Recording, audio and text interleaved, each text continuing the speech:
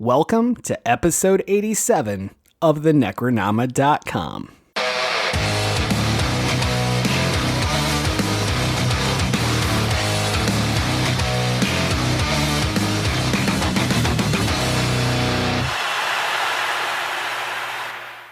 I am James Sabata, horror author, screenwriter, co-host of the podcast you're listening to right now, and I will never put out a help wanted sign out of fear that Thomas Bringart will try to join our show full time. And I'm Don Guillory, author, historian, educator, survivor of the insurrection, where a bunch of douchebags tried to, whatever the fuck they tried to do, fuck them. I am the guy who's going to be shot out of a cannon today for this episode. So I'm going to turn it over to, I guess, the guy who's in charge of the news today, black white guy. Black white guy. Or white black guy. I don't give a shit. It's whatever JB Smoove called me that one time. He's like, "What's up, white black man?" I'm like, "God damn it, JB." I'm not even editing this out. That was great. Don't. This is that episode that we're just gonna just shoot. So anyway, James, back to you. I went with this because of everything going on in the news, and I thought, well, I'm selfish, so I thought I could use a fucking break. And I figured you could use a break, and I know our listeners could use a break. But there's a lot of crazy shit happening in the world. And when that happens, I got to tell you, like, something like this makes me so much better. And it's why I watch horror, because this was so toned down compared to the real world. So why do we get shit on for watching horror all the time? Look, it's the necessary escape. I would normally say I would have used TikTok to escape, but some pieces of shit who don't like the fact that I did videos on Ronald Reagan and talking about what a horrible president he was. I guess while this insurrection was taking place, all spam reported me, and now I've been banned from TikTok. I got to tell you, I absolutely fucking loved this movie. You know that. You know how rarely I rewatch something, and I've watched this two times in the last 24 hours. That's how much I fucking loved this.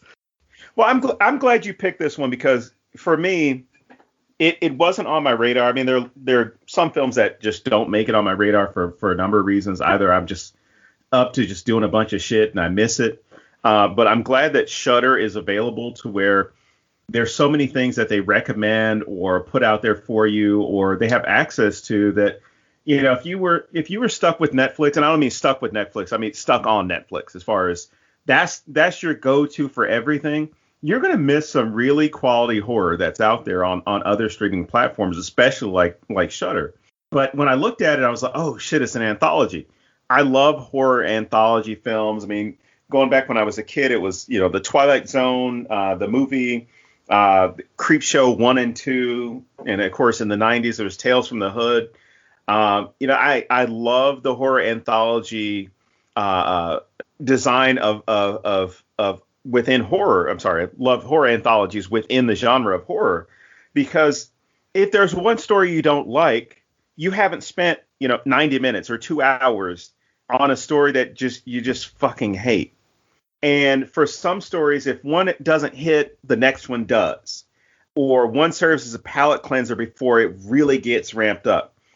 This one, my problem was I couldn't find a story to bitch about and say, like, I really didn't get that one. I didn't like that one. I didn't follow. It didn't do anything for me. Because even when I messaged you, I was like, this is the first anthology I've looked at, and I had to take a break after each one of the stories, because my original plan was I was going to watch half, you know, think about it, and then watch the second half, you know, the next day. I watched it all the way through, but I took the breaks while I was watching it to write down in my notes and think about some things that had come up, and why these segments of this film hit so well on a number of issues, whether that's, you know, the first one, I mean, the first official story, which is the safe sex one, or at least the story discussing safe sex, or the marriage story, or, you know, anything else that was coming up, where you just sit there and think to yourself, this is really good. This was done really well. It was shot really well. The storytelling was great. I mean, I don't see an audience anywhere within horror that would really have a problem with this film, other than the fact that there's only one so far, and you're hoping that there are two, possibly three. You know, something that where you kind of like, shit, I need more from this. Like, I mean, it's definitely set up to go into a sequel, so that's good. Well, I mean, you've got all these other anthologies that have done it. So even if they hadn't set it up, or even if they're, you know, of course, we're spoiling it like we always do. Even if they hadn't set it up for a second one, you would still sit there and think like, you know, Creepshow did it. Tales from the Hood did it. American Nightmares, I think they have a second one. But you have some of these anthologies that they do well enough to where they leave you wanting more. And I think this one does it with each one of those stories, as well as the film itself, because it's just there were things I wanted to hate going into this film because I love anthologies. So I wanted to be hypercritical. But as soon as I saw it, I was like, holy shit, I really can't bitch about anything in this movie. Other than certain characters, but they're made for you not to like them. So you kind of fall into that where you're kind of like, well, I don't like this motherfucker.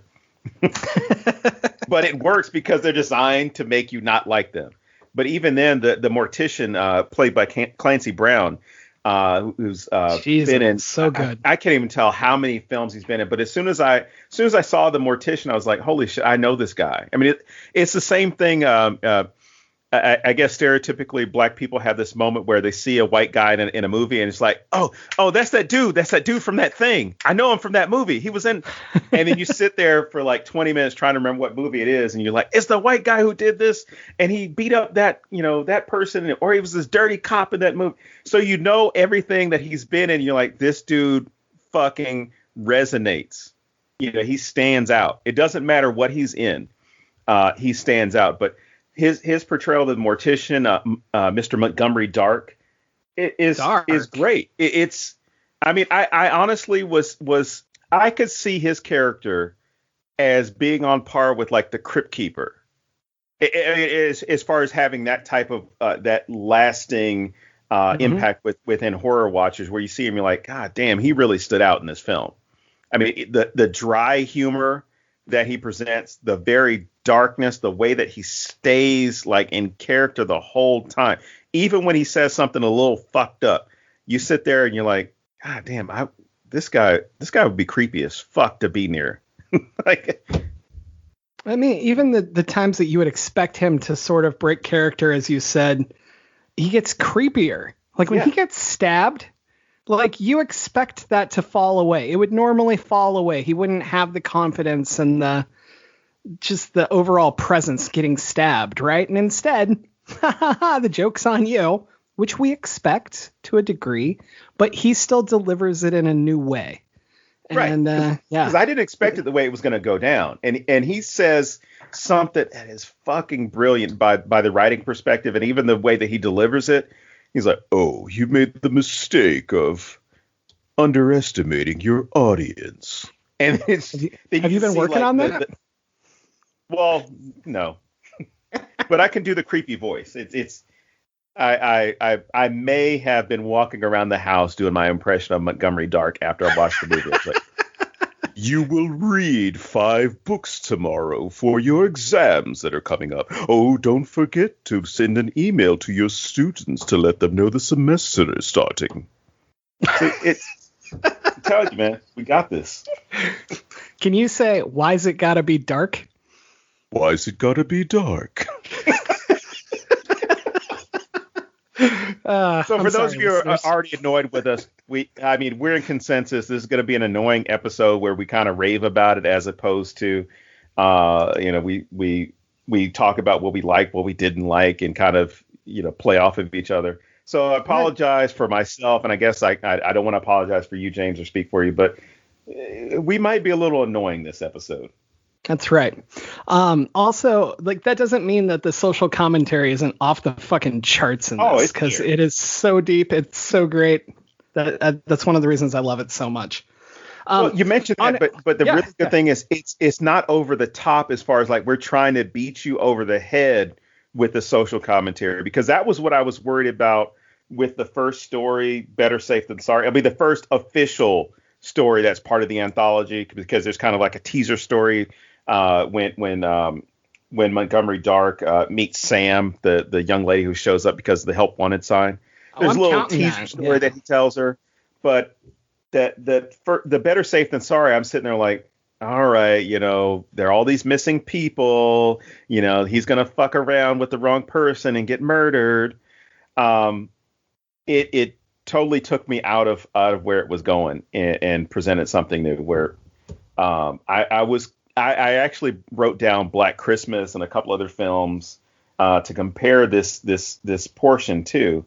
And even then, I was fucking wrong because I kept looking. I'm like, oh man, this is what's going to happen, because he's trying to be this hyper masculine. You got all these aspects of toxic masculinity built into this, and then there's that switch, and you're like, oh fuck, that was good. That was a nice little twist.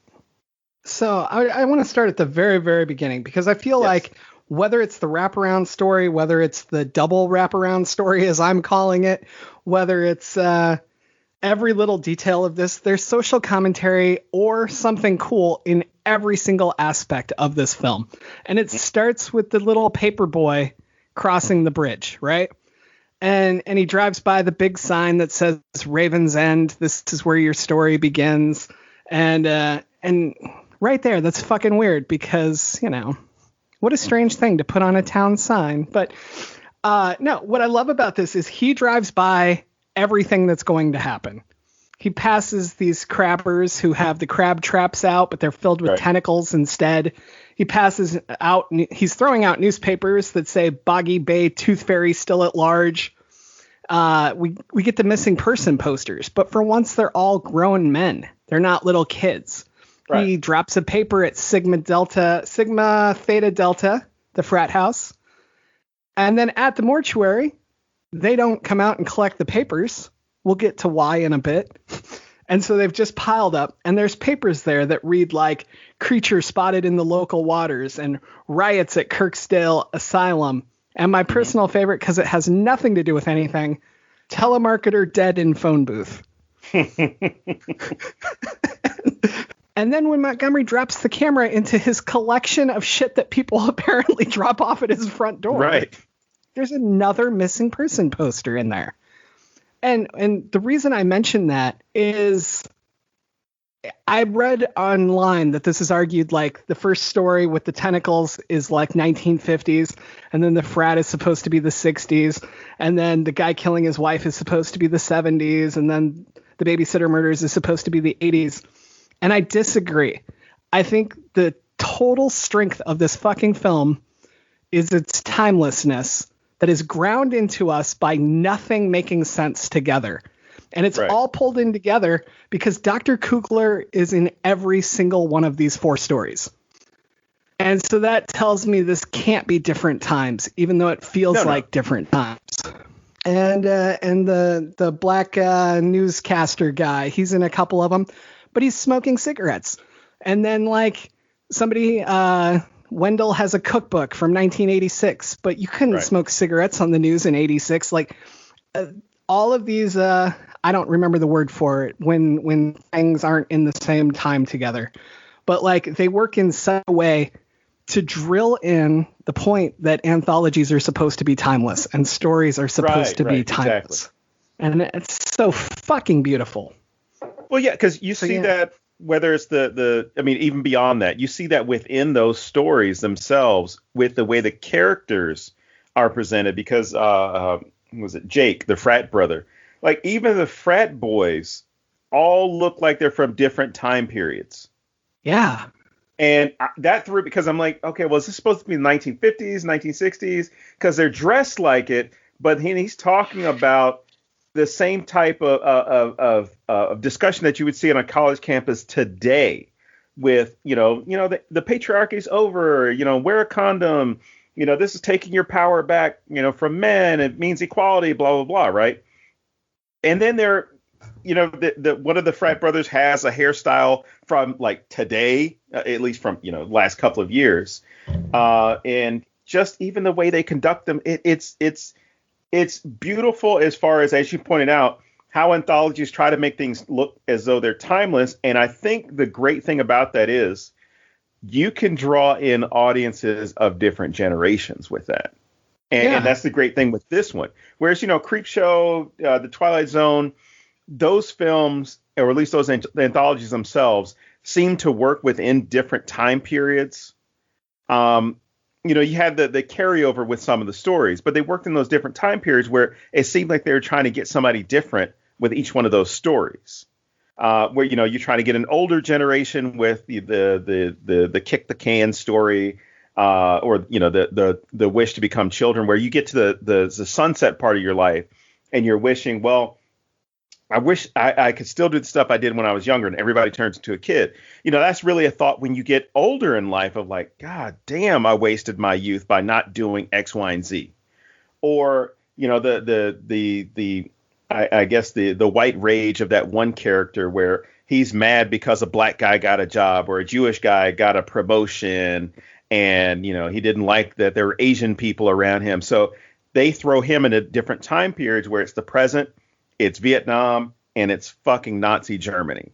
So you get to see how, he's having to deal with this, and how people of the 1950s now in the 1980s, when there is that discussion of, affirmative action and equality and all these other things that they're not comfortable with, having to realize you're fucking wrong. You're wrong by opposing this, because it's not anything that's meant to deter you.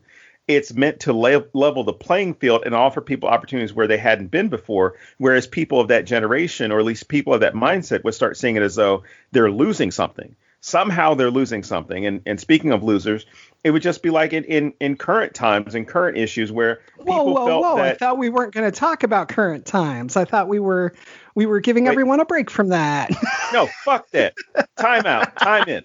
How people in the past 10 years have kind of had that same type of direction where they felt like they were somehow losing something because members of the LGBTQ community were gaining more rights, or, I don't know, maybe a black guy became president, or a woman wanted to become president, where there was this part of the white male community that felt as though they were in charge, and now they're losing because somebody else is getting access to the same rights. And for any of you out there listening, I got to let you know, rights are not pie. Just because someone else gets what you've got does not mean that you lose what you had. And it's just the way it is. But no, I love the aesthetics of this, because I want the fucking sweater that Jake had in his story. Oh my gosh. No, really fast. I want to go back to the frat though. Yes. If we're looking at what time period they are, you said feel like they're in different times. And I think that's incredibly important to this, because there is a non-white couple that's like talking and possibly hooking up at the party. There's I'm assuming, Asian man who seems to be pretty high up in the fraternity, right? Yes. This doesn't feel like the 60s to me. And when that's argued online, I get how they got there, but I feel like these things are purposely there to throw that off. And it kind of goes back to what I said in our It Follows episode 100 years ago, of making your brain deal with all these things that don't add up because it automatically makes you more uncomfortable. And this movie does it on such a high level. And it's stuff like that. It's not stuff that has to be overly crazily done. Like It Follows messed with the weather, and I thought that was really cool. This literally messes with who's in charge, but doesn't point it out. And that's huge. But it throws you off because you expect Jake to be up high, and you expect, right, I don't know, even his crazy nerdy white friend, if it's feeling like the 60s, is probably more important than the Asian guy, but he's not, and I really, really like how that's set up. But I feel like that flows into a lot of the rest as well. And so when I see these arguments that this stuff takes place in different times, I like how it's there to fuck with that, but it's also counter arguing against it at the same time. I totally said that wrong, but you guys know what I mean. So yeah. But it's always stuff that's not overly pointed out. Well, and again, that's what's great about it. And I think complaining about it being aesthetically, having that appearance of different time periods themselves, either in the persons, the technology, the buildings themselves, because even Montgomery Dark makes that comment about, the house has all the modern conveniences, and he says of 1825, and I'm sitting there like, that was a good joke, because you're sitting there like, his timing and delivering that line was great, because it's like, this house was built with all the modern conveniences, pause, of 1825. And you're seeing all this cool shit in the house, and you're like, there's no fucking way they would have had an elevator like that in 1825. What the fuck? It's like, no, none of this. It's like, and then how do you have the sub basement? So you're sitting there, and I immediately thought of Tales from the Hood, because Tales from the Hood takes place in a funeral home as well. And that whole idea of going down to that next level. I mean, you've already got death on every level of his house, right? He's got all of his trinkets, all of his curios, all of his reminders of things. Even the article that had been pulled from somebody's colon, where he makes the joke, but he's not making a joke on purpose. Where so, oh, what kind of wood is this? So you'll find the most curious things in people's colons, and that immediately disgusts you, because you're like, how the fuck did it get in there? Speaking of which, it's coming out the same way it went in. Yes. You'd be surprised what you find in people's colons, because I've had to listen to those conversations with medical professionals talking about things that they pulled out of people's bodies. And the strangest thing I ever heard was a full-sized electric drill. I don't know how it got up there. All I know is they successfully removed it from someone. Excellent. But yeah, good for them getting it back out. Now, I don't know if it was still worked afterwards, but anyway, but yeah, the interaction between Montgomery Dark and Sam is really good, because it doesn't distract you by having too many people. And I think that was kind of a drawback with Tales from the Hood, but you see that it's necessary for that wraparound story. But for Tales from the Hood, you can't narrow in or zero in on one of those characters that's going to be having the conversation with the mortician.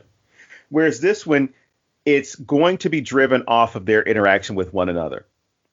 It's as if two friends are having a conversation. I mean, she says, I'm here because there's a help wanted sign. I came here for a job.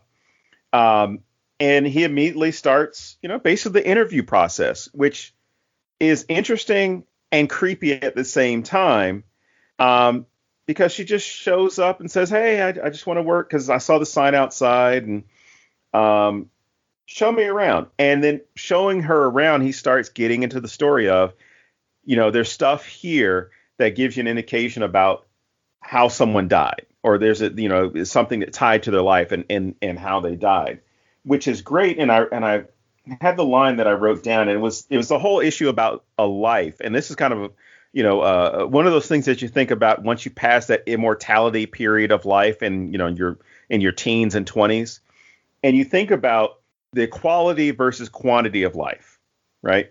So the quantity being the number of years you live, the quality being the shit that you do. And that's where regrets come in with a lot of people, as far as, I wish I had done this. I wish I had done X. I wish I had, traveled here. I wish I'd taken this job. I wish I'd kissed that person. I wish I'd done whatever. I wish I had more kids. I wish I had less kids. Fewer children. That's the part you should apologize for. Sure. Yeah. And it's great that he pushes that as the mortician to make the audience, as well as Sam, think about death ain't about the start date and the end date. It's about the dash. It's about that dash in between those two dates. So you need to focus on the good quality shit that takes place in your life. But hey, I'm going to tell you all these cool stories about people who fucked up and how they died. Which is a great way to divert from this very sentimental message that he's kind of passing about, live your life, do your shit, do something. So here's some stuff that changes after you've seen the film. When you rewatch it, as I did, everything changes. And the first thing I noticed is, as soon as she says there's a sign outside, he knows then that she's there to take his place. Right. And that's why the interview doesn't matter. It's why he just gets her to sign the papers. And it's why none of this matters, right? But what he does is he says the stories that are in the house, because she comments on the books, right? And he says, oh, that's the tip of the iceberg. And then he says, these are the stories of the people, of the clients that come through these halls. I don't believe that he's talking about the dead people. I believe that he's talking about the murderers. I believe that he's talking about the parents who come in for the dead child. I believe that he's talking about the dead child, but it's not just the dead child. It's every person's story that's involved. That's why there's so many books. She comes in. She immediately goes for the coffin because she's just there. Here come the spoilers, everyone. She's just there to get the tooth from the child. She thinks she can come in, open the coffin, rip out the tooth, and leave. She gets caught. She has to panic and say that she's there for the job. And that's how all of this goes. And then she's just a psycho, so she's enjoying listening to the stories. I'm also a psycho who enjoys stories. I would probably do this. So, but my biggest question with this is going to be so odd.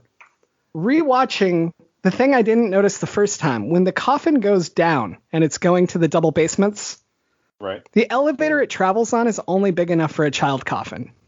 Yes. What do they do with the adult coffins? And I don't know. That's so weird to me because then it makes me start wondering, like, is this whole thing built specifically for her? And then I go down this crazy rabbit hole and end up somewhere else. So yeah, so don't overthink that part. No, I thought the same thing because when you notice that it's a child's coffin, I mean, from the beginning, and it does get transported to the elevator, that was my immediate thought. I'm like, do you not service adult bodies here? And what if or maybe you don't cremate adult bodies? Maybe that's the thing. But, it does also serve as that vehicle of maybe the building itself, since I'm willing to bet that the building is alive as well. It moves around books and stuff. Yeah, the building changes its shape based off of necessity. So, maybe the modern conveniences, it'd be an issue of looking at the time period, or at least the time in which the house was built and whatever type of legend might be circulating around it. But yeah, that was one thing that stood out to me, was like, there's something else going on here with that, because it makes no sense for the elevator to only fit a child's coffin, unless we're just folding up bodies and. So before Sam, as she calls herself, arrives, there's a funeral for Logan, the child, and Dr. Kubler's. We don't know yet, so it doesn't click with us. And I like that they didn't use a big name actor for this. Like, if you had somebody we easily recognize, we would have seen them in the audience. We would have started making this connection, Right. And so I think it's great that he's there. Then we go into the first story, the woman who's been pickpocketing people and goes into the bathroom and she's taking out the money from their wallets and chucking the wallet into the trash. She has Dr. Kubler's wallet. Dr. Kubler talks to her through the door before she comes in, or as she comes in. And I love that he's in literally every aspect of this, because that proves that time is all the same. Mm-hmm. And that's very important to me in analyzing this. But so the other thing I loved that I didn't notice the first time I watched it, when she comes in and flips the light switch, she's instantly covered in tentacle goo. She doesn't know what it is. And what I find weird about this is if I clicked a light switch in a bathroom and I was covered in goo, I would take this a lot more seriously than she does. I would be very concerned about what was on this light switch. But so, then, we get these cool ass tentacles. They look so good. These tentacles look amazing. When she opens the mirror, or rather it opens the mirror and it comes flying out at her, I love the visual of her running towards the door with the tentacles flying behind her. Everything about this is just visually great. But I don't know if you noticed, when she's on the toilet, there's literally a picture painted into the wall behind her of a ship being pulled underneath by a kraken. Right. And I just love like so blatantly obvious everywhere. Like every one of these scenes has octopi-like creatures in it. I mean, Montgomery would tell us it's not an octopus, but there's always tentacles. There's always every single scene has these things.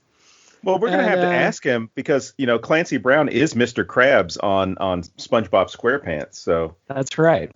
We're going to have to find. I'm sure he knows what exact type of marine or aquatic life it is. It's probably Cthulhu.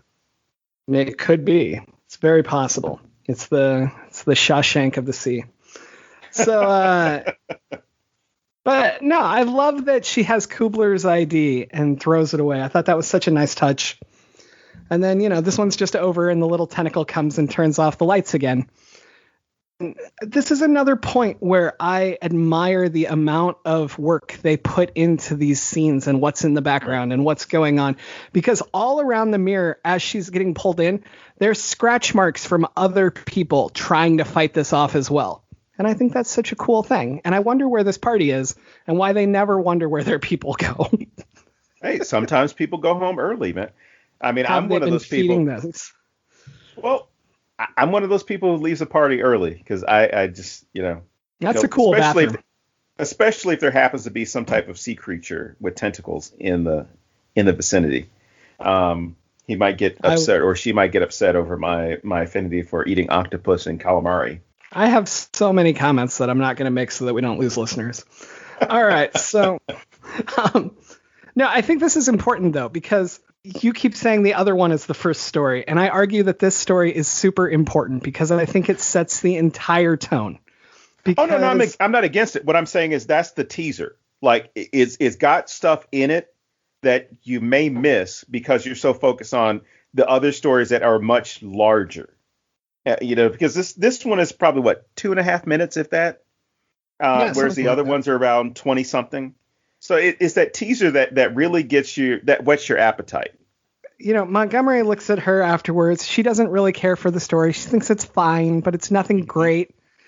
And she says, I was expecting something a little more substantial, maybe an ironic comeuppance or a twist, but it was fun.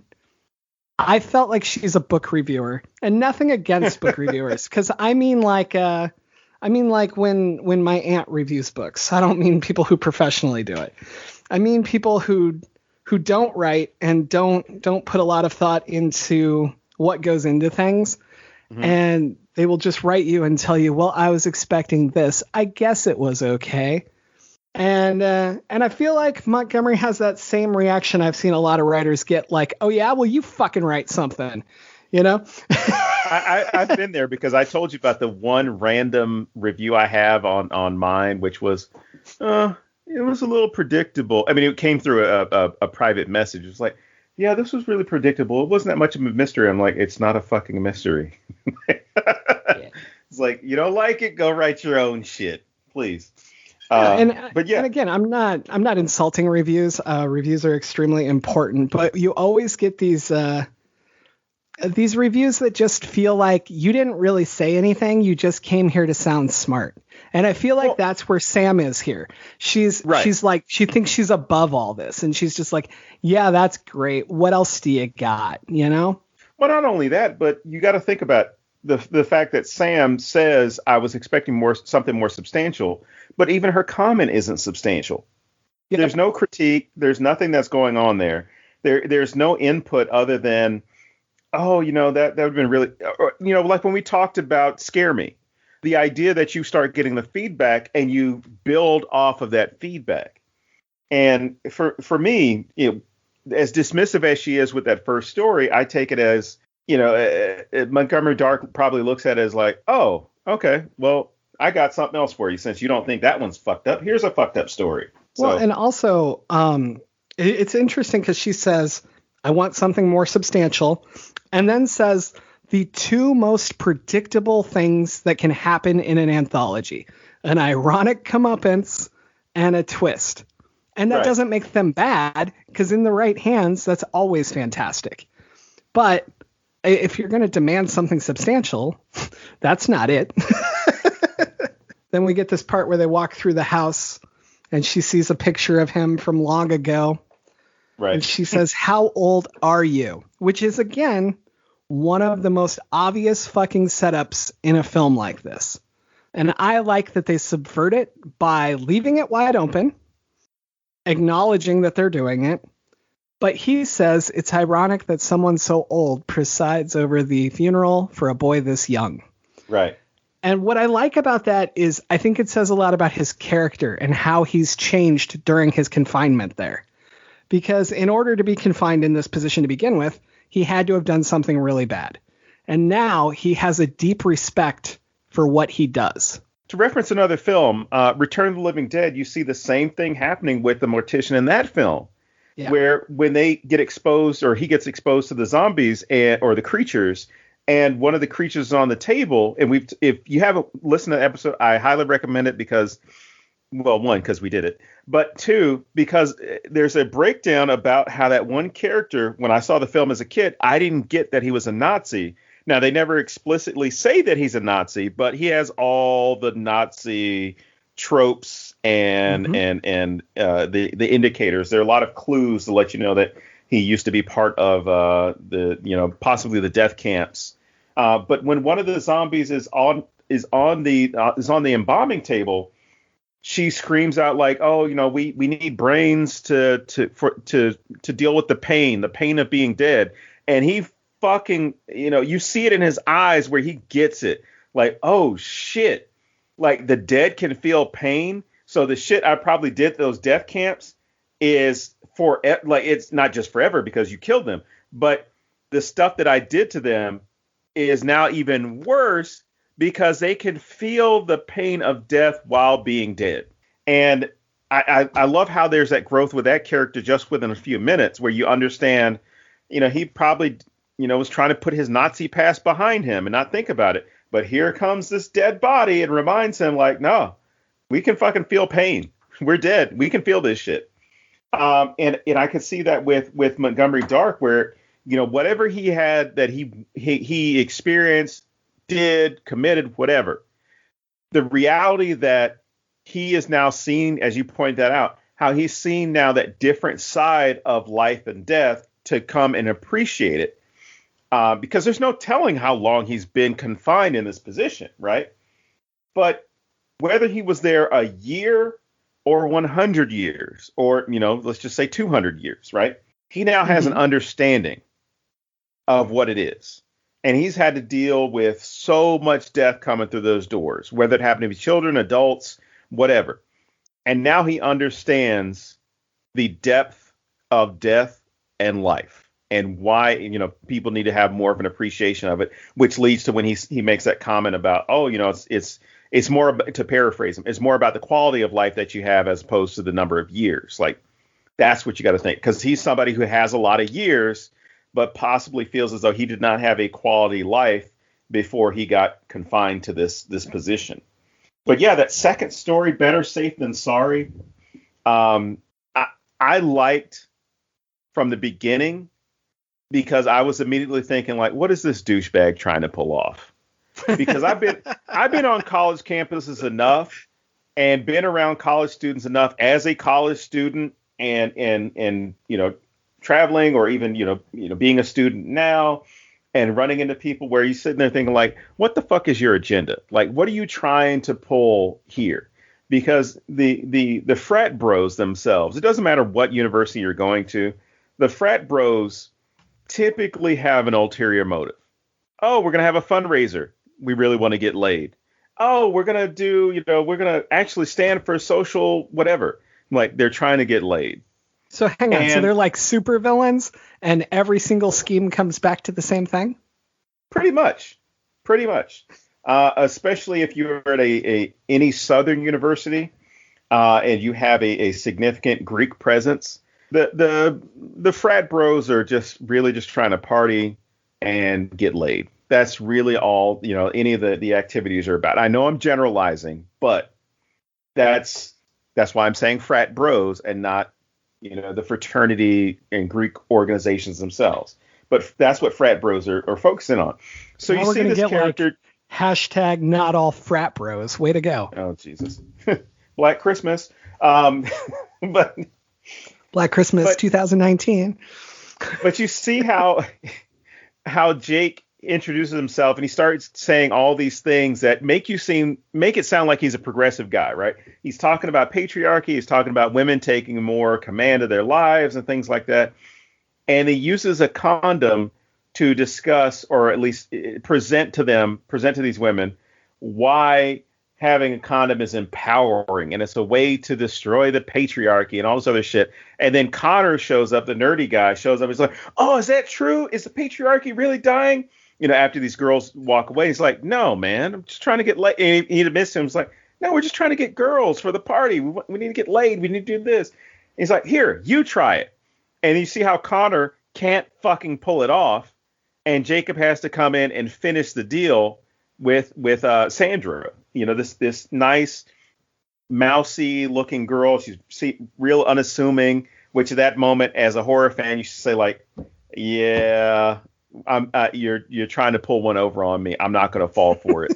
Because it's always the demure girl with the glasses who's supposed to be nerdy or whatever. There's some shit going on there. It's the quiet ones you got to look out for.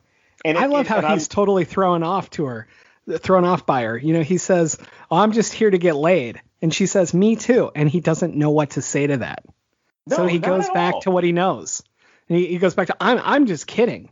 Like, dude, like all you had to do was be like, "Sweet, let's go get laid." And you would have still ended up with all of this happening to you. Oh, most definitely. Because even when she shows up at the party and they get together or whatever, she delivers a line that I just fucking loved, which was, "I could be a serial killer." And at that moment, you immediately think back to the missing posters. You're like, "Oh shit, she's gonna fuck him and kill him. Maybe she's a Black Widow or something that's going on," right? This asshole, and I'm sorry if you're listening to this and people do this or you do this yourself, you're an asshole. Yeah, no shit. She says, we need, basically indicating you need to wear a condom. She's being responsible with this and saying, like, "You don't know where I've been. You don't know anything about me. Wear a condom. Wear a condom." And I'm telling all of you who are listening, as someone who grew up in the period of the AIDS crisis, wear a fucking condom. And wash your hands. And wash stay your 6 hands feet and away wear a from. mask. No, that's something else. But no, wear a condom. Like, safe sex is not just about not having a baby or anything like that. Safe sex is about protecting yourself. And if you can't have that discussion with the person that you're going to have sex with, even if it's a random encounter, you don't need to be having sex. Plain and simple. Pull out the condoms, use whatever you're going to use, whatever protection you're going to use, and make sure the protection is good kind. Don't go to the dollar store to get a condom. I don't even know if they sell them, but don't fucking go to the dollar store and get a condom. Nothing against the dollar store. It's just, I've seen pregnancy tests there, and I have a lot of questions. I want to back up because you just said you love this line, and this is my least favorite part of the entire film and the thing that I would instantly edit out. I hate that she says, "I could be a serial killer." Okay, so when he's talking to her in the hall, when that scene ends and she's walking away, it slowly hones in on all the missing men and it holds for a second. It's already there. Then the terror of her tucking something into the back and you can't see what it is as she's coming towards him. I think all of that gets way more fucking tension if she hasn't pointed out that she could be a serial killer. I think this becomes 100 times stronger, and I fucking hate this line. Well, it could be stronger, but it's one of those things that not necessarily for tension or driving tension for me watching it. I saw it as more humor, because here's the thing about guys, and this is for any ladies who are listening. Guys are fucking stupid. We could literally watch you kill somebody, and kind of like that discussion where, he and Sandra are talking and she says, "Oh, I'm just here to get laid." That's all that would be in his mind. He's like, all right, cool. She's killing this dude, but I'm going to get some later. Fuck it. She killed this dude, but that's kind of hot. Yeah. As long as I get my, so I saw it as he's a stupid college kid or stupid teenager to deal with the tropes of her other movies. It doesn't matter what she says. Just because she says, "I could be a serial killer," he probably sees, "Oh, that's so fucking cute. Yeah, that's funny. Take off your panties." That would have probably been the thing. I think it'd be stronger if somebody else said it to him while like Connor trying to take her upstairs. Yeah, like Connor could be like, just be careful, she could be the serial killer. You know? Like that would be funnier to me, and it just wouldn't feel so wasted. I think it's just like, as a writer, the writing in this is so fucking good that this one line really sticks out to me as just Okay. Anyway, I can get continue. That. I disagree because I still like it because I like for that subtle humor there of he's still a guy, he's a horny guy, and I can't remember which comedian it is, so I don't want to give credit to the wrong one. But I remember a comedian basically talking about men, and he or she stated the problem with men is we can't think with two heads at once. If we have an erection, all the blood that would be used for thoughts goes to our penis, and the penis is in charge. And you know, they just talked about how it doesn't work for men as far as the way that, you know, we get focused on, okay, I'm going to have sex. I'm going to have sex. I'm going to have sex. Okay, she's got a gun. That's kind of sexy. Okay, oh, wait, she pulled the hammer back. Oh, she's just trying to scare me, you know. But it worked for me. But this guy, and this is where I was going with being an asshole and piece of shit. He takes the condom, puts it on, then takes it off to have unprotected sex with her.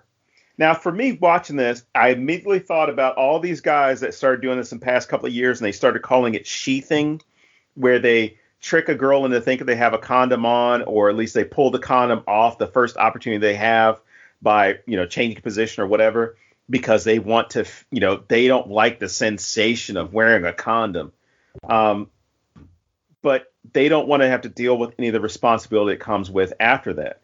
And that's what we see from a different perspective, where he and Sandra have sex, and then immediately he has a rash. You know, the Connor or Todd, I can't remember which one, sees the rash. It's probably Connor sees the rash and is like, "Oh man, you know, you got a rash. You got to go get that checked out." And we quickly realize this guy doesn't have an STD. He's pregnant, and he's having to deal with the same shit that so many women have to deal with because of irresponsible assholes decide that they're going to, I like the way it, you know, the skin on skin contact feels, so I'm going to take the condom off. You know, to hell with your health, your safety, or even your reproductive choices. If you get pregnant, you get pregnant. And there are a lot of people who look at it that way, unfortunately. But he immediately takes like plan C instead of plan B. Plan C that. To try and abort the baby or abort the fetus. But you see that this is like a rapidly growing thing in him, creature in him, to the point where he even calls Sandra to talk to her because he's trying to figure out what the hell's going on. And then you have this moment where the guys in his fraternity, as Jake has revealed to Connor as Connor has revealed to Jake, he's like, "What is that? Number 67?" And Jake kind of throws it away and says, "That's kind of a weird thing to keep track of, man. Why would you be keeping track of it?" And when he goes downstairs, you understand that's weird why because he's keeping track. And that's another thing I don't like, because he would know why they're keeping track of it, and he would know why 67 is a big number. So it's weird to me. He, though? What they should have done it with was the other part I hate, where Connor finds panties in his bed, and it's the teacher. He should have done it then. What's that, number 66? Because that wouldn't have been as big of a deal, right? But when he says it's 67, there's no way he would ask why he's keeping track of that. If they have a fucking ceremony for this, every time somebody hits 67 and there's that many fucking flags hanging up, there's no fucking way he doesn't know why he's keeping track. But he might not be thinking about it because he's so worried about the fucking creature in his stomach. I guess. I mean, I can see that. So I want to back up for a minute. So Jake's room, in case you're unaware, is decorated in books that are all very much like Monty's books. And and he has a little like sea creature octopusy kind of fucking like bowl in his room. He has some pictures of playing lacrosse, which I thought was funny. And then, you know, he has this fucking picture of himself as a kid when he was overweight and had a bird on his shoulder And and holy shit, what a weird thing to be so obsessively like why would you keep it out in the open if you don't want people to find it? I don't know. But no, I just felt it was weird. This is a room that he would obviously decorate his own way. So the fact that it's decorated in all these old books and shit was weird to me. But I don't know. But the main thing I wanted to say here, the teacher he hooks up with. Let me see if I have this in my notes. I don't think I do. Anyway, the teacher he hooks up with, he says something about, I had to brush up on how Mesopotamian society relates to today. Okay? Mm-hmm. Mesopotamian society invented libraries. I just wanted to throw that in there. This interesting factoid was brought to you by James Sabata. Also, the camera shot when he takes off the condom is one of my two favorite camera shots in this. The other one being the girl running with the tentacles behind her. When he fucking like slingshots his condom and it lands perfectly on the dresser. It's so ridiculous. It's great. Like, it's just, I don't know. I laughed both times I watched it. And then I got to say, if you're going to have sex with a guy for like 8 hours straight, it should probably dawn on you at some point that he's not wearing a condom. But James, it's not her problem. I know. And that's what's beautiful about it. It's not her problem. No, this is what I like, though, because you don't know where it's going and you don't know that it's not her problem. So in the moment, it's like, what the fuck? Like, she should know. And it makes you blame her. And I like that. So where's it go from here? They put him in a chair. They midsummer his ass. Well, I skipped over really one of the good parts, and this is when I wrote down Dr. Ned Flanders, because Dr. Harold Kubler shows up to break the news to him. He's like, oh, we must have mixed up your test. This can't be you. And then he leaves the room with the folder, which this would be a huge HIPAA violation. Okay, but Kubler's not a good doctor. No, he's not. He's not. He leaves the folder behind, and Jake looks at it and discovers that he's pregnant. You know, the test is saying that he's pregnant, and it starts to make sense because he starts to feel all the gurgling and hearing growling and all this other stuff that's going on in his stomach.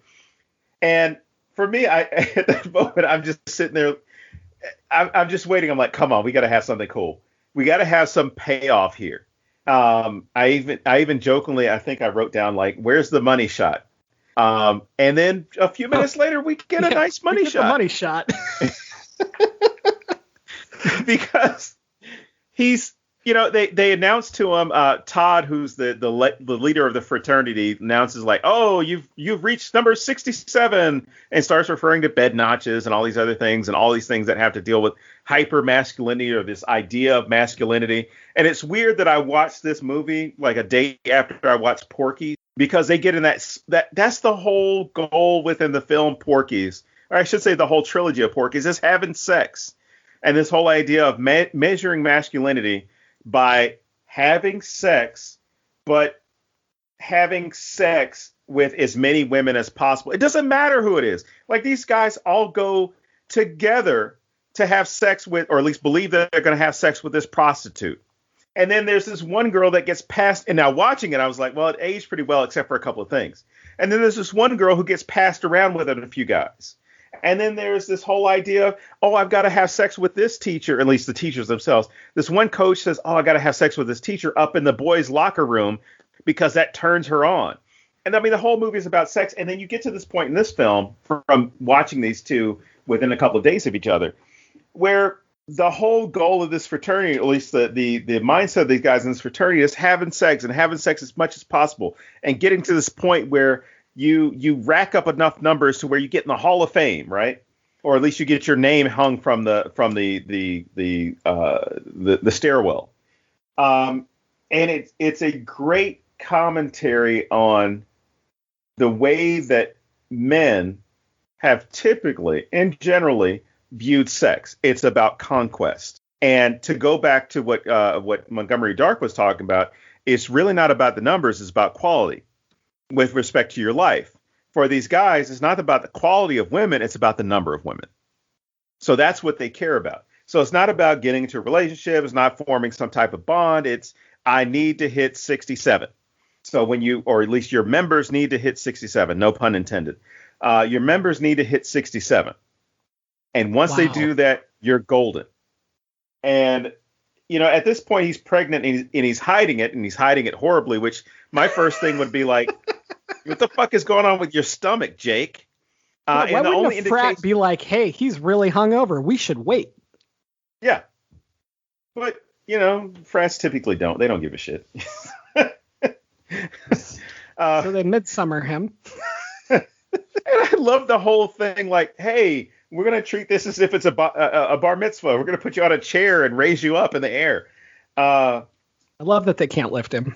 Yeah, and that was the funny part for me, because I'm sitting there like, this guy, even if he's pregnant, the guy's not more than 200 pounds.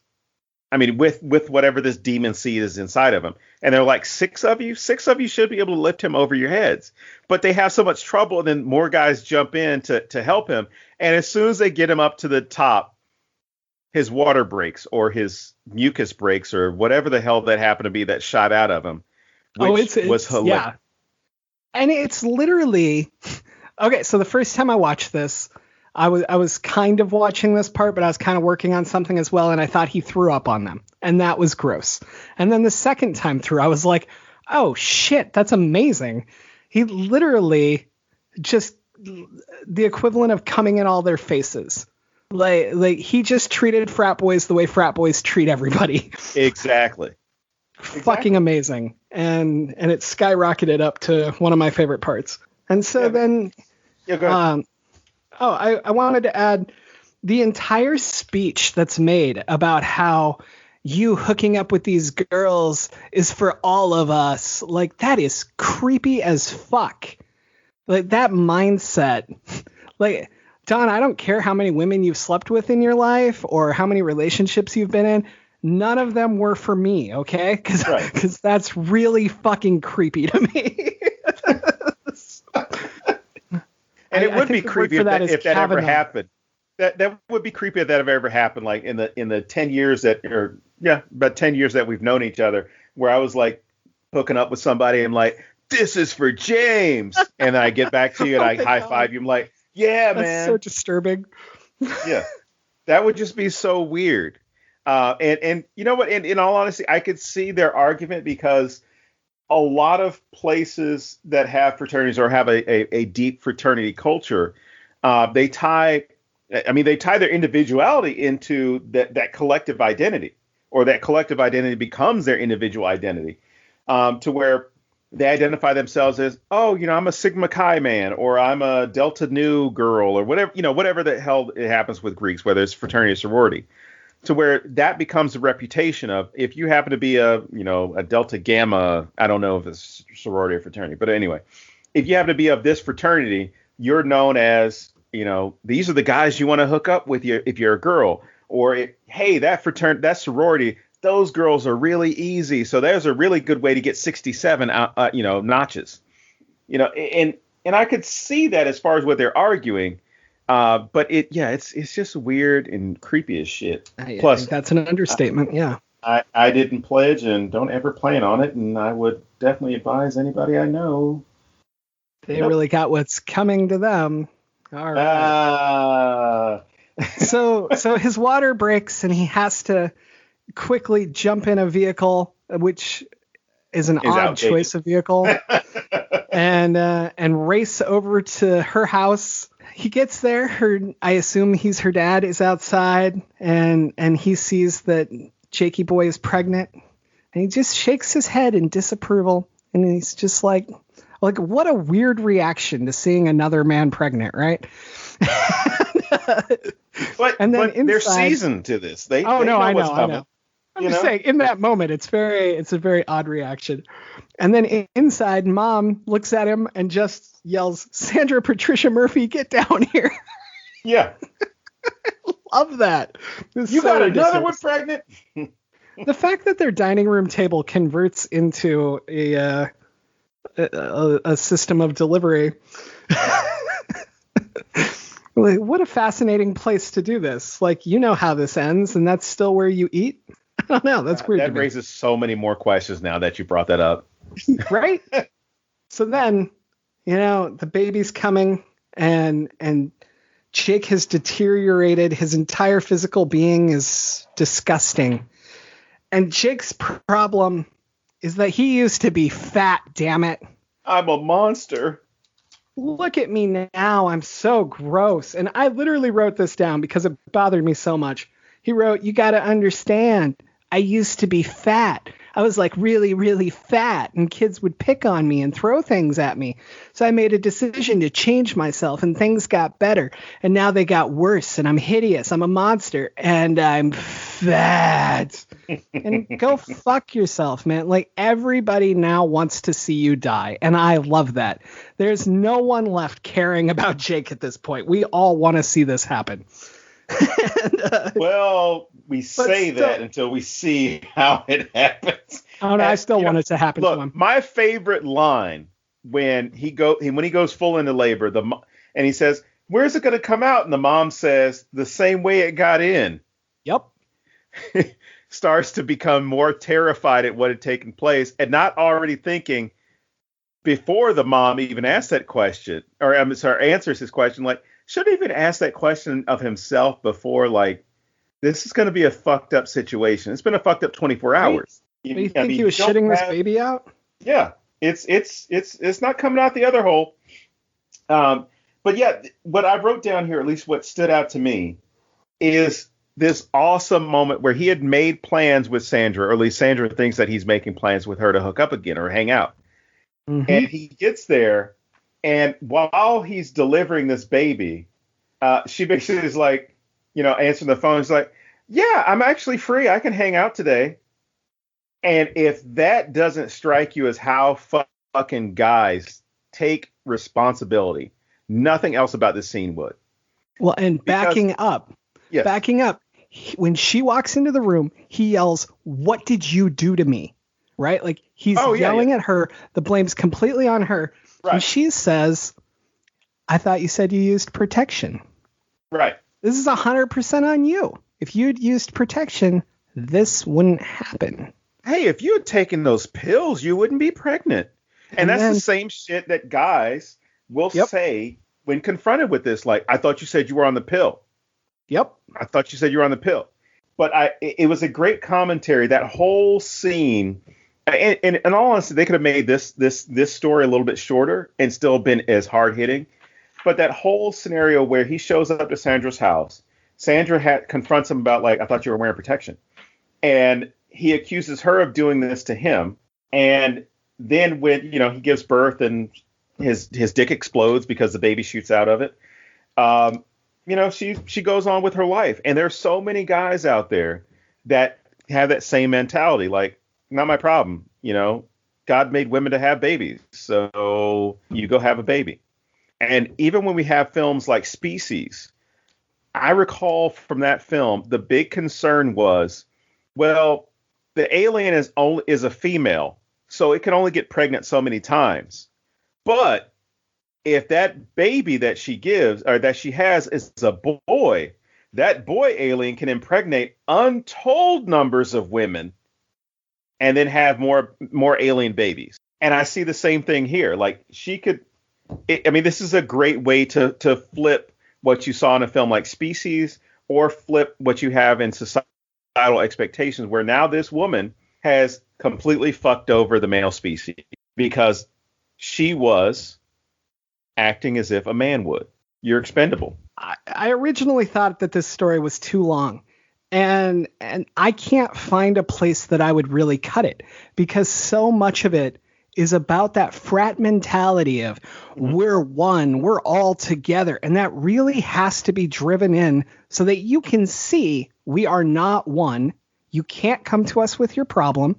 Right. We're gonna retaliate for you breaking water on everybody's face, because that wasn't gonna go well if Jake got to come back. And then, I'm sorry, I think Jake stole a pickup truck. And then, I'm just saying, like, he didn't have anyone to turn to. This entire mentality of we're all together while you're banging women in our honor, but you can't come to us. Like, that's a huge commentary on that mindset and where those boundaries really lie. And so while this is long, I think it's so necessary to really drill in how much of a part of life it is. Mm-hmm. And then ha ha ha. I don't know. Maybe we could cut 7 hours of sex in there, but other than that. Well, and in all honesty, that probably would have helped if it was just kind of like you see him slingshotting the condom across the room, and then it goes to he wakes up and Sandra's, she's got her number written on the mirror the way it had been. I mean, it's a fun scene because you're sitting there like, God damn, as you pointed out, you would have noticed sooner or later that there was no condom. Or at least you hope you would have noticed, right? Well, and I think that's the point. I think it's there to drive in that she knew, Mm-hmm. But hey, he wanted her to be empowered, and she was. So. Well, and even then, look at it this way. That's what it came down to.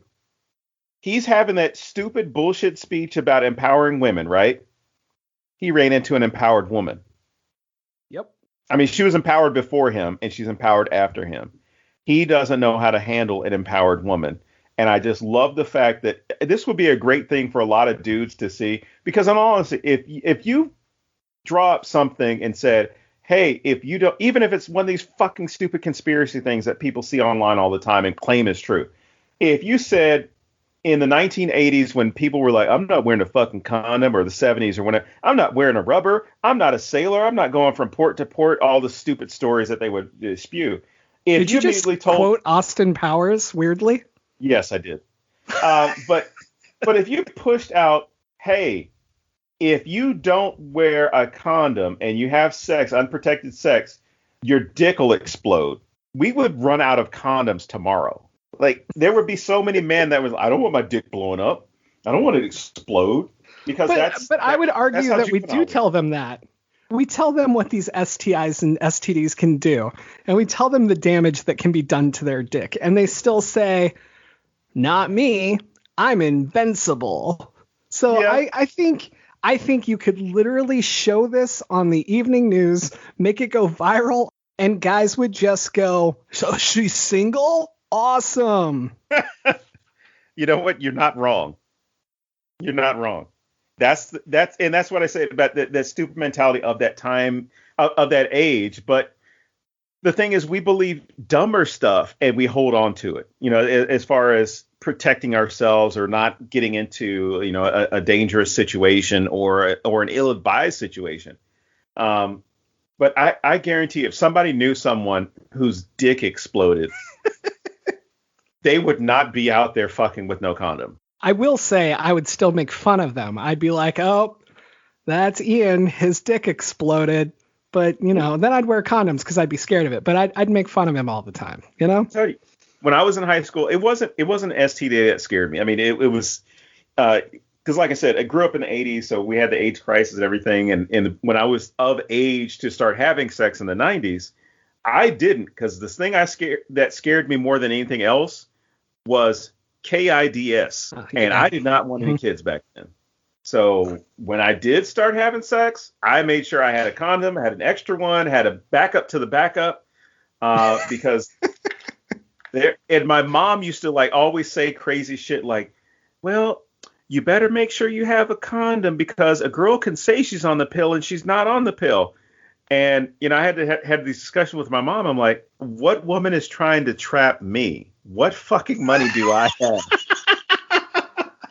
I'm like, Mom, I work at a movie theater. I'm a college student. I'm broke. Like, who is trying to trap this? Just trying to get that free popcorn for life. Yeah. So my one overall complaint with this story is that for everything it does to give us an empowered woman and to switch the roles, when it ends, the guy is completely relieved of responsibility and the woman is stuck with the babies and her family has to help take care of them. That's my one complaint. I get it. It's creepy. It's awesome. The idea of all these babies in the house is funny and scary at the same time. And their little tentacle creepy ass hands. Fantastic. And you can tell she doesn't want to wake them up the way she walks through and accidentally steps on the squeaky toy. So I feel like she must actually take care of them. It's not like they're just up there. But it's such a weird final message coming after the rest of this story. What'd you think of that? It is, but it's a cool comedic push. But I would also have to think about the timeline that we're working in. I mean, has she done this like all year at school, and this is like part of some higher calling or service that she's putting out there? Like there's a super important line between these stories. Yes. And it ends and she goes, now that was a story. There was romance and horror and social commentary. Right. It was everything a story should be and more. And he says, now you're being glib, aren't you? And she's like, yeah, a little bit. But this goes back to my book reviewer theory because there's always somebody that writes something like that. And again, it doesn't mean much. There was romance and horror. It's a fucking horror story. There better have been some horror. And romance kind of goes hand in hand with that. And I don't know about you, but I didn't see any real romance. And then social commentary, yes. But that's also, and I say this as a person who begged his friend to start a podcast about social commentary, it's a fucking buzzword too. Like she's back to saying these things that she's expected to say that don't mean anything. She doesn't give an example of the social commentary. She doesn't tell us why the horror was good or how the romance worked. She just says these buzzwords and then nothing. And I was wrong earlier. This is where she goes to the coffin and it goes down and they go downstairs and they go to the embalming room. And he pulls back the sheet and he says, what do you think of her? And she's like, oh, she looks perfect. And he's like, that's because you're not looking at the details. All right, jump into the next story. Oh, no, I was going to say, and that's a good thing to do because, that's a good line to deliver right before you have a story about a marriage, or at least a dealing with a difficult marriage with respect to health and decline. Because all too often people consider, when you're considering marriage, most people think about the fucking wedding.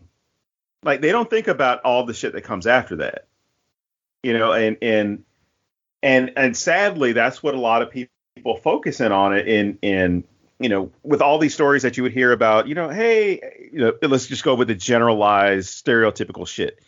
Ever since I was 5, I've been planning my wedding, whatever the stereotype is for little girls. Like this has been my dream wedding since I was 5 or 12 or whatever. There's always that focus on the marriage. I'm sorry, on the wedding and not on the marriage. And that line, and of course, when Sam picks up the ring and says, oh, till death do us part, this kind of cliched or however she delivers the line. And that's one of those things that a lot of people don't consider with marriage, right? There is that line of till death do us part. But at what point is the marriage dead? Is it an issue of there's trust or the person changes? And I remember listening to some discussion about this and whatever. And the psychiatrist or whoever the hell it was talking about the number one thing that people complain about when in a marriage is that their partner changed. And they pointed out in response to that aspect saying that's what happens. Like you're not married to the same person after a few years. That person changes. You change because you're not the same person anymore. And what's really sad and disturbing about this story is it deals with a very tragic situation between Wendell and Carol, a married couple. And Wendell, he's the caretaker for his wife, who is at this point an invalid. She's lost motor function. She can't feed herself. He's her full-time caretaker. And he has to think about that, and that's where it kind of starts, is with a nightmare that he's having about their wedding, and that line of "till death do us part" is sticking with him because he's taking care of this woman that is no longer his wife, or at least in his estimation, is no longer his wife because she's not there anymore. She is, for all intents and purposes, dead to him because there's no conversation. She can't move. She can't take care of herself. This is a shell that he's dealing with, and that's something a lot of people who are caretakers comment about. Like it's a very difficult thing to do as far as taking care of a loved one, and especially taking care of a partner when they've gotten to that point where they can't take care of themselves, and the stress that comes along with it, and even in some cases the anger or the guilt for being angry about what you're facing. Yeah, definitely. I mean, she can't even respond. You know, It's not even that she can't do anything else. Like, she can't even like blink once for yes or anything. Like, I can't imagine like how hard that would be. I've been in relationships where I love somebody very, very, very, very much, and that would still test the strongest fucking relationship ever. And I love how they make you sympathize with him and with her, right, and understand the fear all around as well. My first time watching this was my least favorite of the stories. Okay. I even like the tentacle one better. The second time through, I liked this is a love story, and you didn't like it. Yeah, I only like females, and I don't like him. No, I'm kidding. I'm making shit up now. But no, I think it was my mood. I think I was kind of tired, and it was very slow comparatively. Okay. And so I didn't like it as much. When I rewatched it today, I thought it was way stronger. And I really started paying attention to the rooms and stuff as well. And you know, the English major in me saw these rabbits and hares everywhere, right? Right. Hares are very symbolic of impatience and haste and sometimes cheating. And that's so huge to who Wendell is. Like, he's growing impatient and he wants to cheat and speed this up. And our good doctor, Dr. Kubler, good old Dr. Kubler. Ned Flanders. And Kubler's like, hey, look, here's a way to kill her. You know, like, what a great guy. And they leave no trace. I love how he has to explain it to him, too. He's like, are you even listening to me? Like, I'm telling you. But then when he calls Kubler later, after, oh, you know what? When I mentioned my favorite scenes, I forgot her death scene. Her death scene is fantastic. So when he calls Kubler after she dies, Kubler's whole area is decorated in those books again, and in all that normal stuff that we see in everything, as well as Wendell's house is. And I thought that was interesting that they go that far, that every single character has these books in their house. And I view that as these are the stories in the library at the end. That's why these books are piled up around you. Anyway, coming back, he gives her this hair because he's going to poison her. He puts it in her pureed food and he's going to feed it to her and she's going to die. And he tries to give her one last happy moment. He gives her this little statue of an Arctic hare, which he knows she likes. And then she starts choking when he's feeding her and he unbuckles her. And what I like about this is you would totally do this in a panic situation. You would unbuckle her. He gives her the Heimlich and then he feels horrible, but he's already forgotten he's unbuckled her and he walks off. She slumps forward and I love this scene. This scene is so bad that I love, like, bad in a good way. Like, it's so horrific.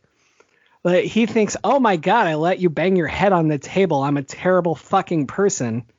And he pulls her up and she has the Arctic hare jammed through her face. And he panics and drops her. And when it hits the second time, oh my fucking God, I love that. This is so good. I wish I wrote that. This is great.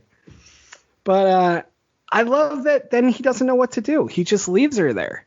Like, he's trying to get stuff together, but she's always just bent over, stabbed through the face. And what I love about this, and it's the love story that, you know, I love, is he sits down and, like, goes through her scrapbook of their memories, like when she was her. And I don't know, I can really relate to that. I'm not saying I would kill somebody and do this, but, like, just that whole I lost you and now I'm in absolute nostalgia instead of anything because I'm so in shock. I think I could really relate to that. And then, of course, you know, he chops her up. I don't know that I could relate to that part. And that was as I'm watching this, I'm sitting here getting frustrated at Wendell, because he starts doing that. He's already got his out, right? She doesn't die from the poison. She dies from hitting her head on the Arctic hare, or on the little metallic hair, right? So I'm sitting there like, boom, done deal. Call somebody and say like, hey, I was feeding her. She was getting sick and gave her the Heimlich, but I had to unbuckle her and she fell over. You're done. You're out. I think he would have, but he asks for advice from the worst possible person.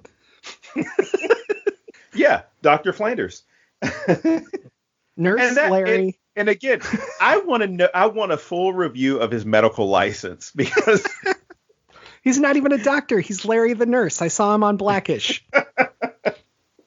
Because it honestly should have been, and of course there would have been no story, right? Or you could have taken the story in a different direction. But whenever there is a dead woman, 9 times out of 10 it's the husband that did it. I mean, whether we're talking about that scumbag who killed his wife and their 3 kids because he was cheating, or Scott Peterson who killed his wife and their unborn baby because he had a woman on the side, or the other Peterson guy who had killed apparently like 3 of his wives, and then his 4th wife was missing, and people are like, you guys don't think anything weird is going on with this fucker? Anything? Like, all of his wives has disappeared? It's always the fucking husband. And, I've joked with my wife, like a lot of people have probably joked with their significant others when they watch things like the ID channel or any of these Netflix documentaries. I'm like, just so you know, if you ever die, just make sure it's not mysterious, because I don't want anybody looking for me and claiming I did. So we've both agreed, like, if anything like this ever happened, like, just fucking leave it. Don't try and make it better, because that's where Wendell's problem, starts. It's, oh, I fucked up, but he really didn't fuck up. I've got to clean this up. I got to fix this. And yeah, he then takes the trunk and starts cutting her up so she can fit in the trunk, so he can then take her out of the house. Which then my question would be, how are you going to explain that this woman who couldn't walk, couldn't move, is no longer in your house? She didn't just get up and run away. So it's like, it shows how a panicked mind thinks. Like, oh shit, she's dead. I got to get rid of the body. Not, she had no functioning limbs. Like, she was a quadriplegic. She's not going anywhere. And that's when it turns into comedy for me, because I'm like, no matter what this guy does, he's fucking up. He goes to the elevator, and then there's a guy down the hall is like, hey man, hold the elevator for me. He's like, oh yeah, I'm trying. And he gets the elevator closed, and he gets stuck in the elevator, and then there's blood everywhere. And of course, Miss Avery is like, oh, are you stuck? I'll call the police. No, don't call the police. I'm going to call the police anyway. So you start to realize, like, this is him, like, dealing with that grief and dealing in this weird way of what he could do, or at least the idea of feeling guilty about wanting to kill her, which is a great story. It's a great way to capture this. And because you learn from the mortician and her body, like, he didn't cut her up. He imagined all that. Yeah. And I immediately thought back to the 2005 Terry Schiavo case, where there was a national debate, which then got spoofed on South Park with Kenny. There was a national debate over whether or not to let a woman in a vegetative state die. And die by, we're going to take her feeding tube, or we're going to turn off the machines. There was so much of a debate that Congress apparently could have an emergency session to determine whether or not the federal government would get involved in her case. But we got to wait till Monday. We got to wait till over the weekend to decide whether or not we can impeach a president. It's like they met on the weekend, had an emergency session to determine whether or not the woman's feeding tube could be removed. What really made me like this story, not necessarily like it any more than any of the other ones, is when when Carol breaks out of the box in the elevator, and Wendell is coming face to face with her death, right? Because in all honesty, I feel as though he feels that she's been dead for so long that now all he sees of her is like this corpse. And that's what he sees come out of this box. And I fucking love the special effects on this part. I didn't really care for the special effects at the end with like the little ghost children. And, I loved it. Teeth. I loved it. I didn't like it because I like this one so much. Because this is exactly how I would expect to be visited by, you know, because it kind of looked like that the Ghost of Christmas Past. But it looked as though you think about the beauty, and he's got all these memories, of course, from the photo album. But you think about the beauty of that goes along with a wedding, right? You don't get to see the drawbacks immediately. You don't get to see the drawbacks of the life and aging and or in her case, dying. But now it's put right in front of his face. Whereas he's imagining her as being a shell of that former self or a corpse or just a body in the room. But when she pops out of that box, for him, it's like, I actually can fucking see your corpse. Like this is really real to me right now, right? But what we find out is he's just gone crazy from the guilt of taking care of her, right?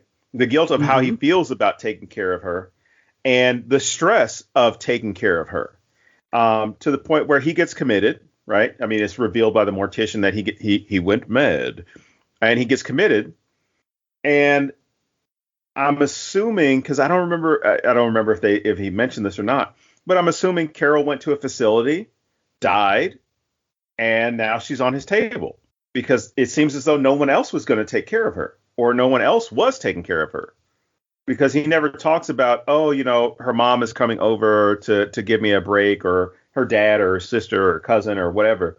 It just seems as though it's just on him. So, I mean, this reaches farther than just the whole idea of being a couple, but that idea of being alone. Oh yeah, definitely. I mean, imagine all this shit you've talked to your wife about, and the fact that you can't talk about any of that shit with them ever again. So, I mean, you've got that great juxtaposition of where you've got a guy who's alive but can't live. Nice. Wow. I can't follow that. I'm just going to quit the show. Goodbye. Let me drop my microphone. No, I really think that sums up the third story. So we'll just move forward, because I really can't add anything better than that. Hey, no evil deed goes unpunished.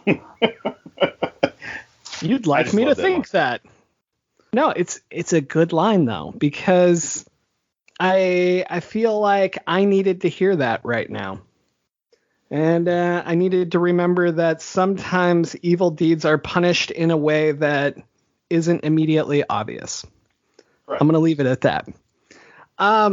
So he takes Sam out to where the coffin is about to be cremated, and he lines everything up.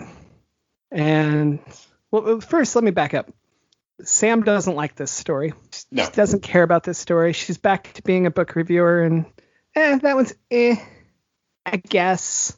But again, offers a real input about what's wrong with it. Right. I don't know. I find it an interesting character quirk going through that she does this. Also, I skipped an important part, because way earlier on, she tries to ask about the story of Logan, the kid in the coffin. Right. And the mortician stopped her. And he says that there are some stories that are too gruesome for him to tell. And I like that, because it's very Crypt Keeper. It's very EC Comics. Oh, this story is too terrible. It's too scary. We shouldn't talk about this, you know? And it gives you that vibe. But what's really happening is she's going to tell us the story, because it's too gruesome for him to tell us the story. And I think that's such a cool little addition to the writing. And that's the stuff I love, as you know. So she stops the coffin from being cremated, and she says, wait, I'm going to tell you this story, because sometimes the bad guys win. And he's proof that the bad guys win. And this is all my fault. And I'm sorry if you're new to horror and you don't know that that's a lot of twisted wording there. I don't know what to do for you. But I don't know if you know this. The Babysitter Murders is a short film by Ryan Spindell. and it's literally just here. And what I find fascinating about that is I don't feel like the quality goes down. I feel like it was shot with the rest. I don't feel like it's under budgeted or anything. I feel like it works really, really well. And so going into this, I thought they would like redo it, but I was reading that they did not. This is the same short film, and I find that fascinating. So if somebody knows that it was reshot, please tell me, because that would help me make sense of this. But as it is, it's just fucking gorgeous and on par with the rest of me. So we get this Sam, as she calls herself. Sam babysits for Logan. She's watching a movie, cooking dinner. And there's some news bulletins about escaped people from asylums and things like that. And then she suddenly finds this man with a big head wound in the house. And he's not sure how he got there. And she's very uncertain how to react. And then the phone rings. And we hear Dr. Kubler and his wife freaking out that Sam's not answering the phone and talking about this guy who escaped and make sure Logan's okay. And then Sam and this man go at it, and they're fighting. I love when she puts his hand in the fucking meat grinder. That is a great fucking, I know it's practical effects and that makes it better, but it's such a reminder of why practical effects will always be better than anything else, because it will hold up in another 10 years. When we watch this, it'll still be fucking gross, and they get upstairs and they fight, but Logan's not there. And he's like, where's the boy? And, then they fight some more. And eventually we find out that he's Sam. He's the babysitter. And that reveal was great. Also, did you notice there's a picture of Sam with the boy? You only see it for like a fraction of a second. No, I did not. She bites Sam's ear off and spits it out. And it literally lands on Sam's face in the picture. So it's just the boy next to a face you can't see. Well, no, I saw that, and I just figured it was a family member. It was like his dad or somebody, that the ear fell on. But yeah, even the ear part was hilarious to me. But even that all of reveal. Logan's drawings have me and mom and dad and Sam, but they're all stick figures. So you don't get that Sam isn't her. I think that's so great. But go ahead. What were you going to say? Yeah. Oh, no, I was going to say the use of a gender neutral name really pulls you out, because you're not thinking, even the way that Sam, quote unquote, Sam starts off the story with the mortician saying, it's my fault. It's my fault. It's my fault. Like, oh, I didn't lock the door. Start thinking like, oh, she didn't lock the door, or, it was a guy she was dating, or the fucking kid drowned in the bathtub, because you don't know how he's died yet. Right. And drowning is a very gruesome way to die. So you don't know exactly what has happened. But as the story is being told, or at least the story is being visualized, we're thinking, or at least she's thinking, has us as an audience member thinking like, oh, shit, this dude broke in the house. Maybe he ran his head through the glass, or maybe that's an injury from breaking out of the asylum or something. Because it plays off of our idea of who the villain should be, right? It has to be some crazy guy who broke out of an asylum, because when we talk about someone breaking out of an asylum, it's typically men. At least cinematically, it's men breaking out of an asylum. And you've got this cool name as far as the Tooth Fairy, whatever. And you're imagining all these stereotypical insane characters, or criminally insane characters, and they're all men. I mean, they're very rarely women, which plays into, or at least allows the audience to play into what female Sam is delivering, which is, oh, this guy was here and I was fighting him and I was doing this.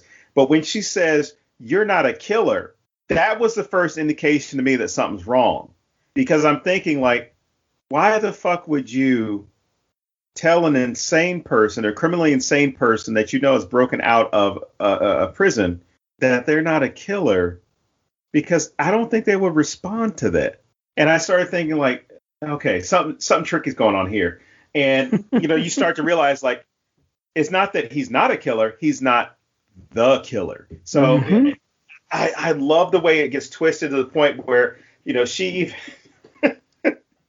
she even fucking smashes the TV on his head and says, you ruined my dinner. And at that moment, which is a great line once you know what she's eating. Oh, fuck. This is what's going on. This is the cannibalistic kill it. But when the parents come home, oh, and also plays off this idea of men aren't supposed to be babysitters. You know, that whole idea where there was some study, or at least some report a few years ago about like single dads and the fact that parents won't let their daughters sleep over at a girl's house, or some survey that was taken, that they would not let their daughters sleep over at their friend's house if it was a single dad.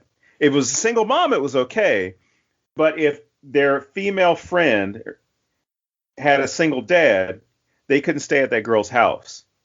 And it was this whole idea that was built in, kind of the sexism, or at least the gender expectations and norms, that men shouldn't be watching children. But I love that twist as far as having a guy babysitter and a girl mental patient, girl criminally insane, cannibal, doing this, because you're expecting to go one way, and it does go into that nice little twist and the ironic punishment, all this stuff that's going on that Sam had complained about with the other stories.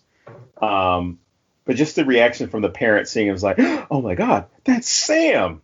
So if somebody hadn't caught it at that point, you're like, oh, fuck. The parents being Dr. Kubler and his wife. It was Ned What an and Maud. ironic comeuppance. And then they open the oven. Yeah, and they find their son. How nice. Well, my question is this. Like, what was the oven set at? Now, I'm not asking Apparently for a lot. Well, the thing is, she said, you ruined my dinner. So she obviously had it timed out for a certain amount at a certain temperature. But I mean, by the time the parents get there, the kid is burnt to a crisp. So my question is asked, exactly how did she want this child prepared? I mean, what did she want him rare, broiled? Oh my goodness. I'm not eating this with ketchup. She had the vegetables. She was cutting them up at the beginning. Well, not the beginning, after she sees Logan. Anyway, so a couple things. I feel like this entire film is set up for this. And I know that that's the case, but the way the other stories are told is set up for this. The first one, the 2-minute one or 2.5 or whatever it is fast, right? But it's a female that's been screwing over men, and she gets what's coming to her, right? But we immediately forget about that. That's pushed out of the way as we watch men be the aggressor for the next two stories. And I know Wendell's not overly aggressive, but he kills his wife and cuts her up, or at least thinks he does, And we are so ingrained at this point to think men, that when we get here, we don't question this. Oh, no. We accept that he's the crazy one. Plus, look at him, And I love how that's set up to do this. I think that's so strong. And again, this was a short film that they shot, I don't know, 3 years ago, or 3 years before this came out, or something like that. So the fact that they went through the time, Ryan Spindell went through the time to make the rest to line up for this, I think makes it so strong. And then, of course, that's not where our story ends, because now we get the big reveal of why she's really there. And she says, Montgomery is like, why did you want to see him again, or something to that effect? And she pulls out this knife and she says, you have your collection, I have mine. And she takes this knife, and not nicely at all, just like I imagine she jams it into the jaw and like rips the tooth loose because, she's the tooth fairy and keeps teeth from the people that she kills. Ironically, she popped out some of Sam's teeth and didn't kill them. I just want to throw that in there. But, and then she tells me, oh, you can't tell anybody. And he says, yeah, of course. And she says, I'm sorry, and stabs him anyway. Right. And then she tries to leave, and he starts laughing. Oh, and he hits the line that you are so fond of. Of underestimating your audience. It's great in so many different ways, because it picks back up on when you're talking about being, the book reviewing type presentation that Sam has. But then also what's problematic if you are writing a story or telling a story.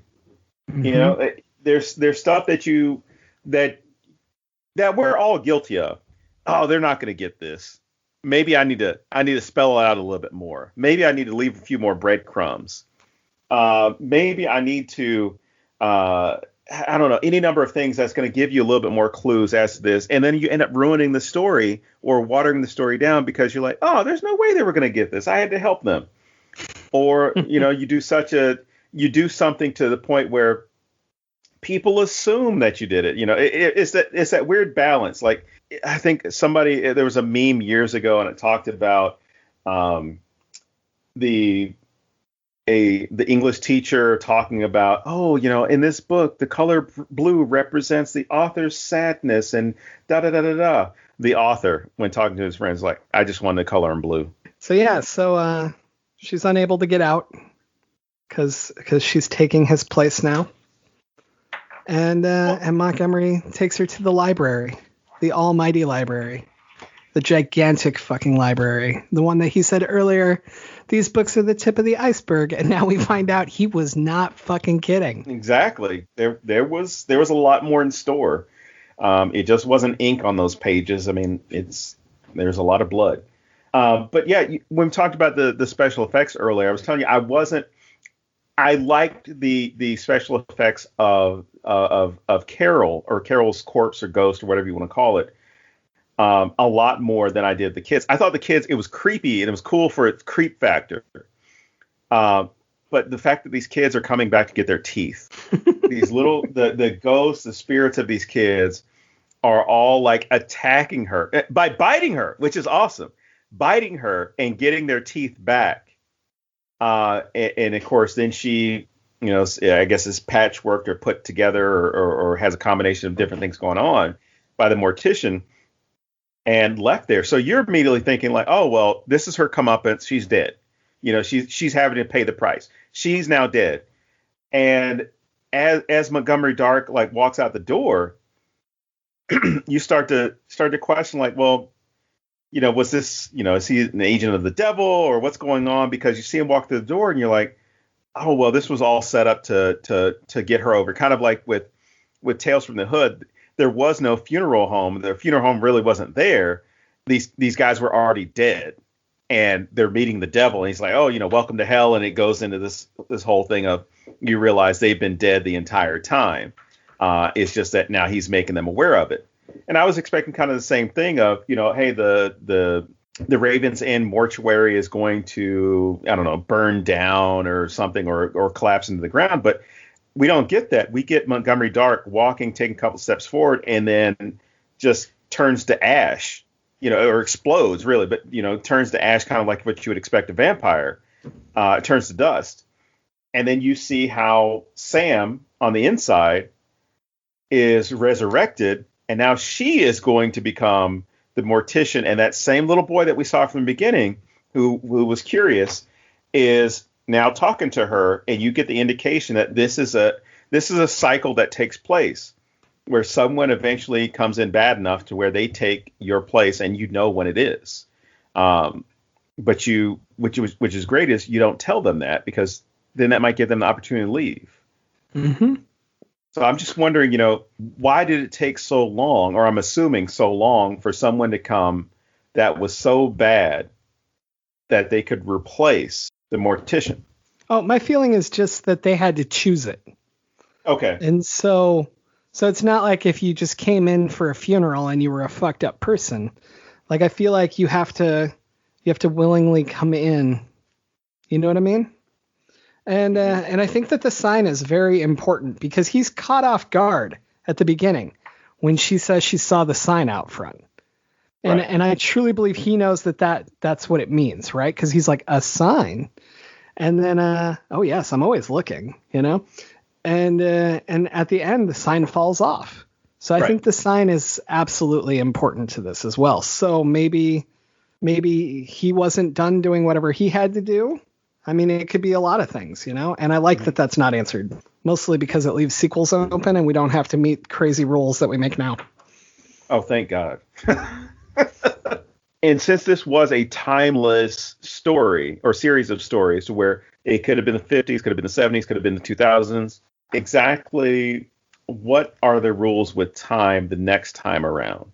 we're going to work with that same thing, because now we're obviously, or at least seemingly, in the 2000s or even in the 2020s. So are we going to go forward, or is it still going to be, hey, here's something else that got picked up, and this is going to be somebody who's from the 1920s, or this is someone from the 1840s or 1850s?